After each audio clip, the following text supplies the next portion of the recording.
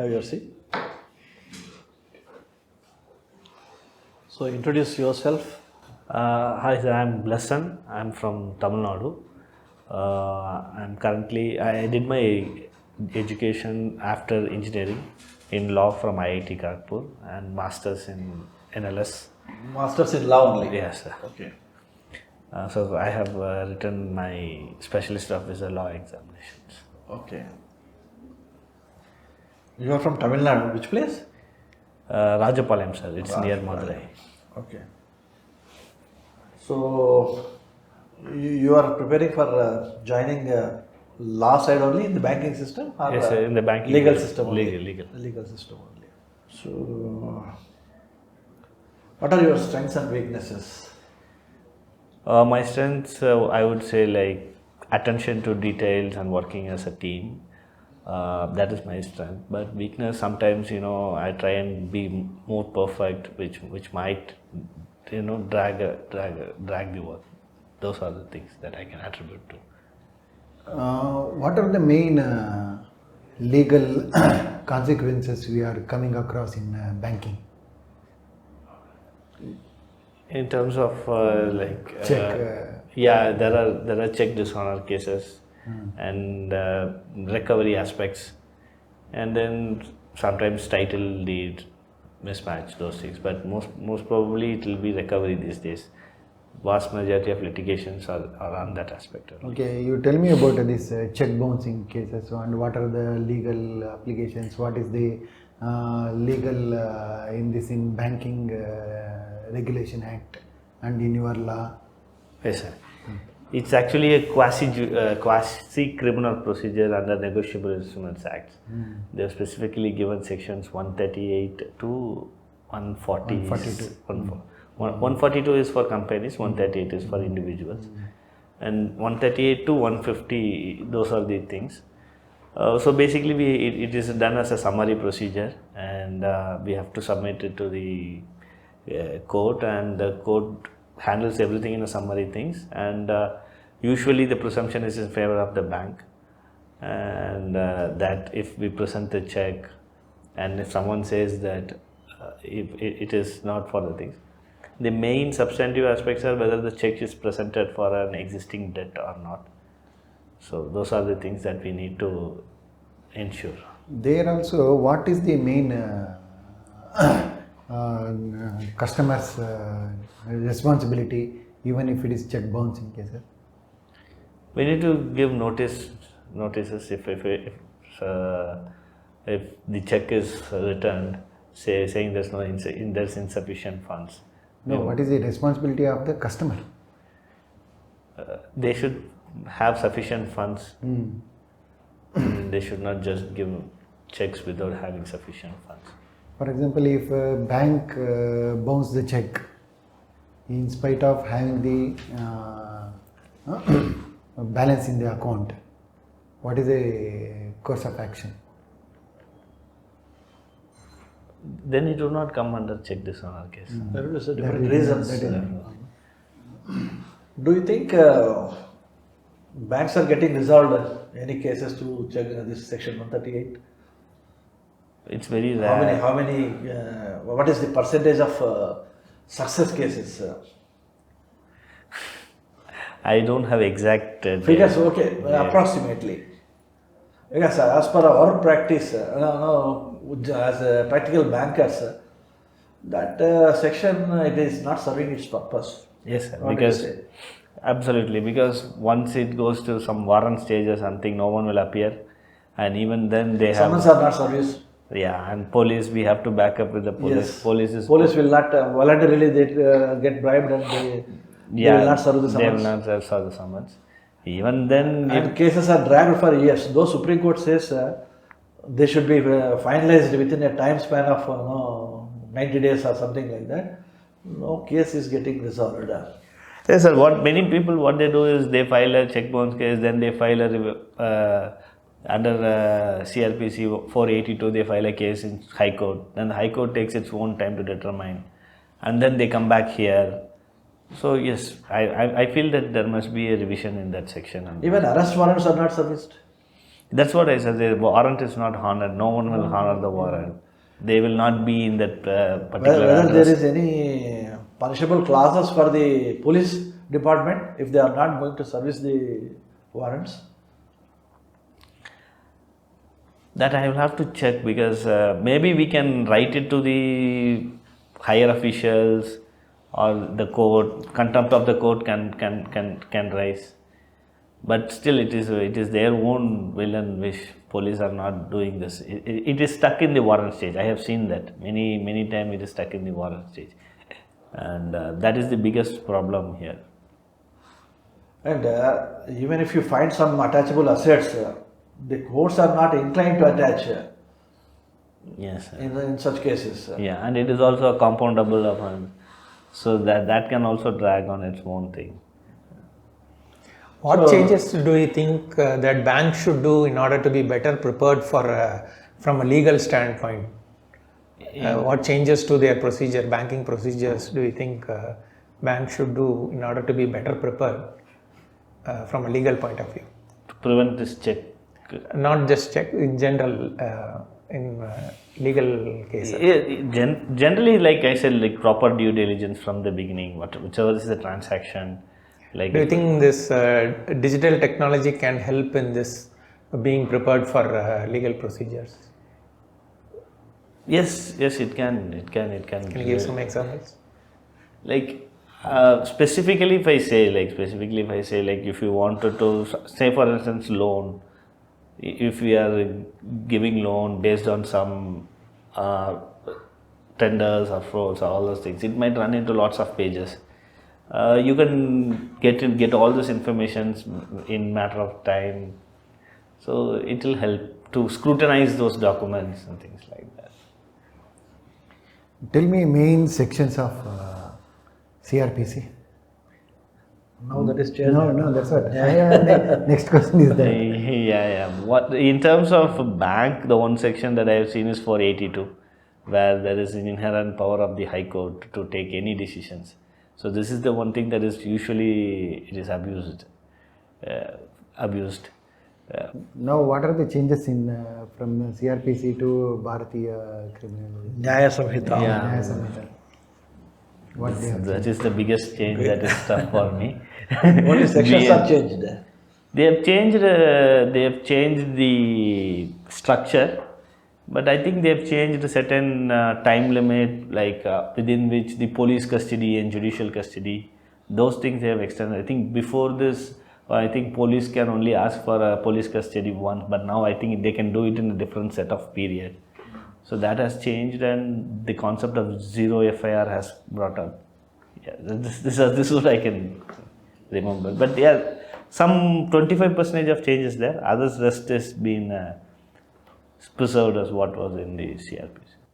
Okay, in banking court references, do you know something about rule in Clayton's case? No, sir, I am not. Rule in? Rule in Clayton's case. No. Oh, Clayton's case. I can remove. I think it is the interpretation, statutory. Suppose in a partnership firm. Statutory interpretation. Suppose in a partnership firm, one of the partner dies. What the banker has to do? It depends on like how the partnership, what is the deed, and Whether the transactions are to be immediately stopped in the account? I'm not exactly sure, but I think it must depend on the partnership deed. Like what is No, the it is deed? not. It is as per rule in Clayton's case.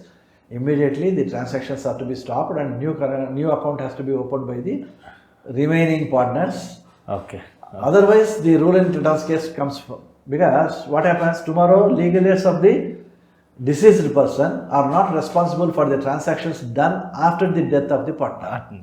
So, in rule in Clayton's case, what it says is first debit will be wiped out by the first credit. Okay, sir. So, he will be absolved of the Responsibility. responsibility. Liabilities. So, his legal heirs will not be responsible. So, what banker has to do immediately upon receipt of death of information of the death of the partners, They have to. they have to, especially where overdraft accounts, loan accounts are operable accounts are there, banker has to take This thing. cognizance of that. Okay. Thanks. So that is the most important case for the bankers, Okay. as far as the bankers are concerned. Okay. In banks, we are giving many loans, advances, and all types of loans. And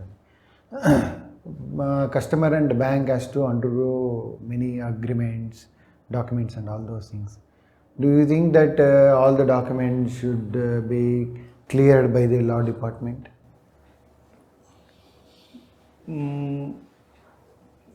It depends, I would say, but mostly, like if it is a big project, then I think a law department vetting would suffice. But standard routine things, only the title deeds can. No, title I'm not asking the execution of the document. Okay. So I'm asking the document preparation.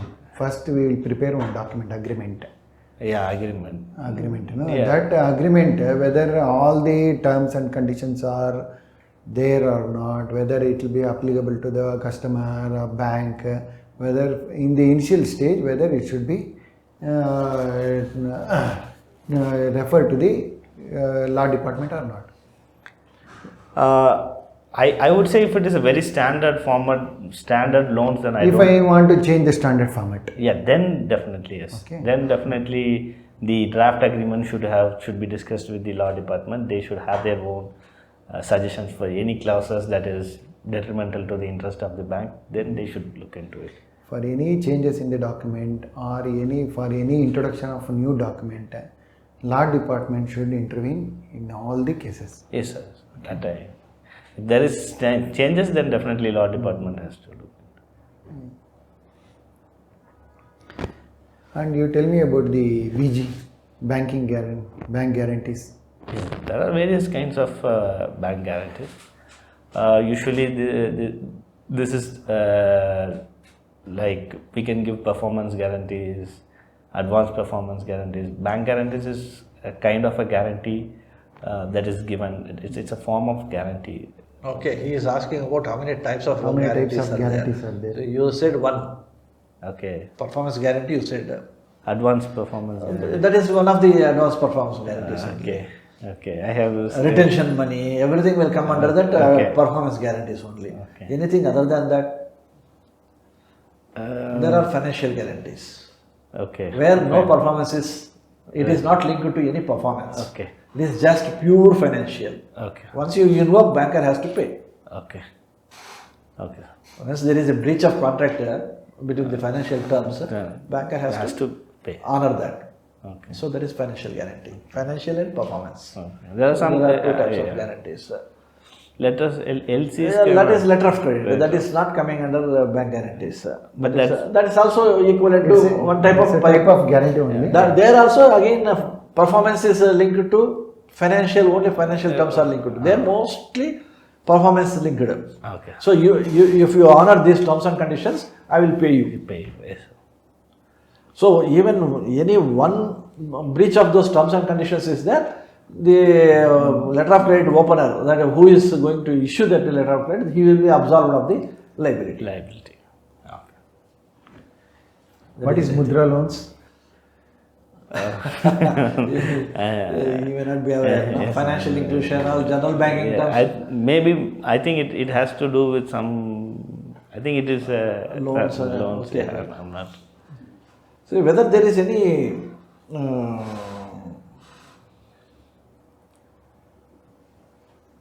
you know about title search, no, for the property documents and all that.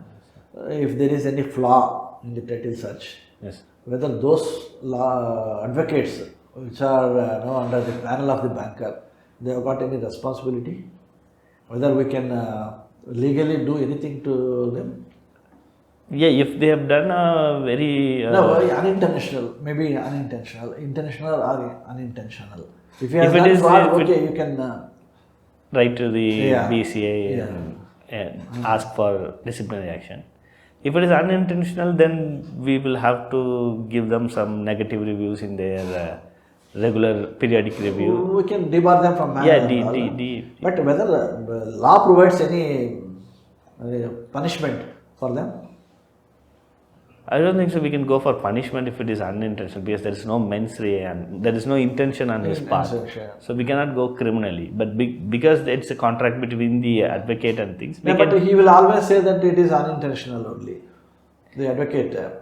In that case, if we suspect that he has done something deliberate, then we can, first thing is to write to the responsible bar council where he is registered to take a disciplinary action.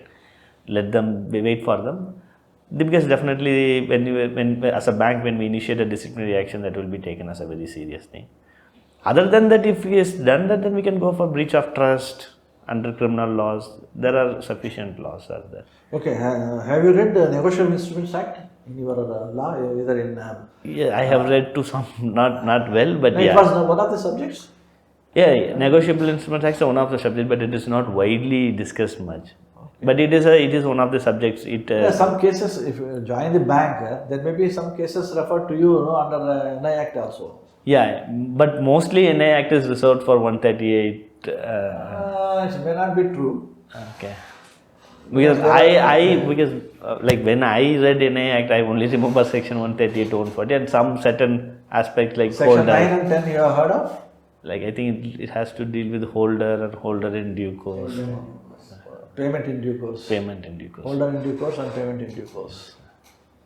Okay. And you know the distinction between promissory notes and bills of exchange?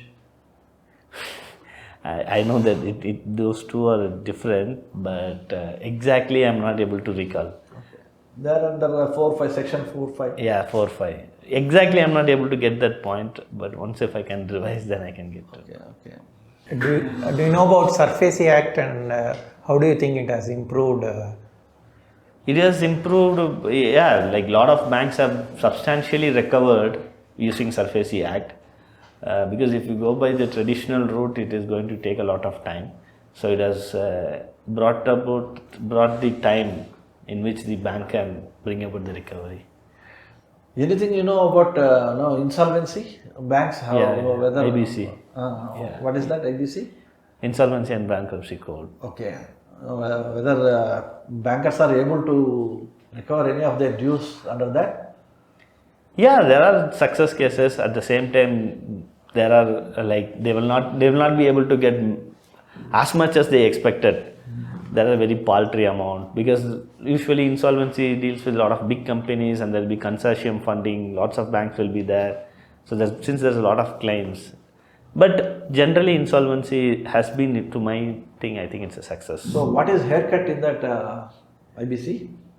You have heard of that haircut? Yeah, I have heard about waterfall mechanism, haircut and other thing, but exactly. So the haircut is more in IBC. Yeah.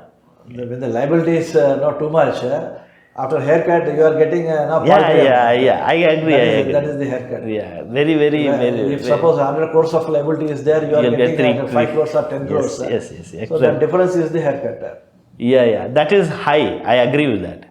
I agree with that, because usually creditors get very less amount. Like you said, there's an excellent example. 1,000 crores, you get 5 crores. And that's how there's not much security, or most of the things are, they give security to power plants, hypothecate those things, then machinery degrade. Do you know the distinction between the secured creditors and unsecured creditors? Yes, secured creditors, they would have real proper securities like mortgage, hypothecation, something to back up. In case there is a default, they can enforce the security. Unsecured creditors. What is the example for unsecured creditors? Who are unsecured creditors? Unsecured creditors, like maybe In banking terms, especially in banking terms. I can give you example. I think guarantee is a form of unsecured credit. No, unsecured creditors are outsiders. See, normally bankers will be secured creditors. Okay. So those who are going to supply raw material, those who are going to supply... they are unsecured creditors. They are all unsecured creditors. Yes. So in this IBC, those people are fingering in and they are intervening in the suits and they want to create ruckus and want to take some stake out of that realization. Yes, I have, yeah, because the people who supplied, Raw material, mostly raw material suppliers. Yeah, this happens. Sometimes, they might have some certain agreement. From that, they go for No arbitration. agreements will be there. See, under hypothecation, banker will have exclusive hypothecation agreement or he will be having pledge or something other than that. The unsecured creditors are outsider.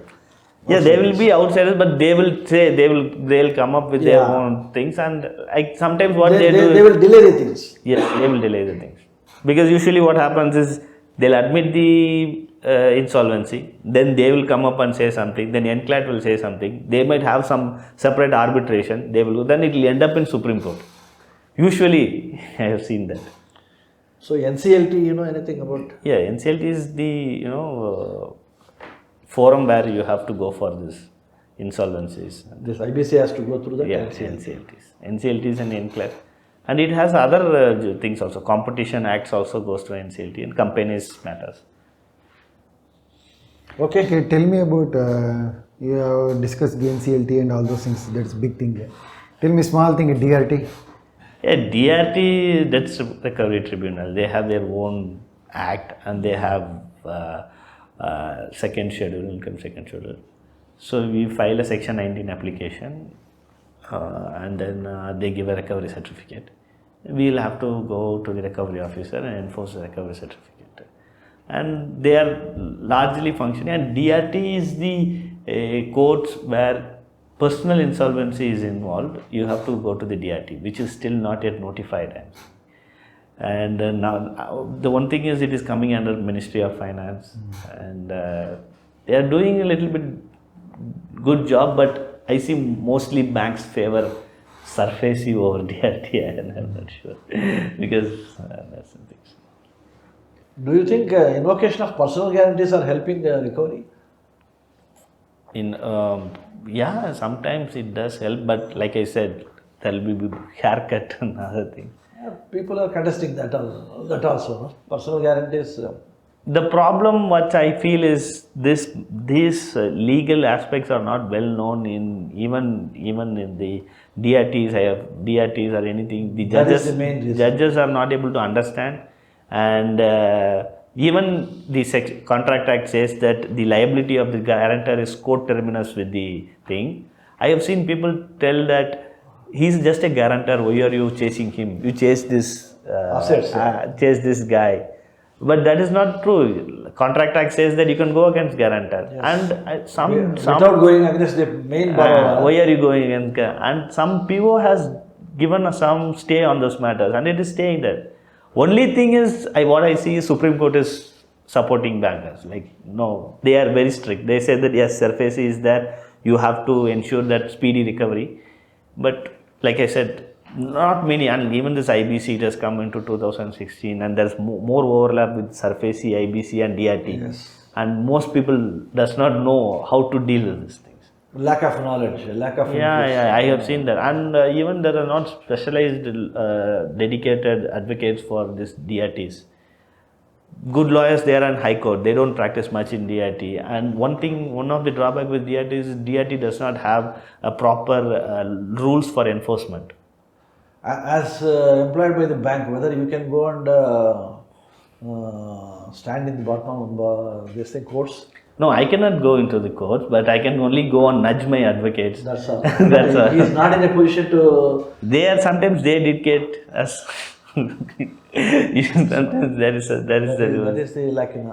Yeah, and that is there because that is another thing we have to do. Like all our cases, we should monitor the advocates, because the amount we give for the advocates is paltry, and the borrower can give something higher than there is.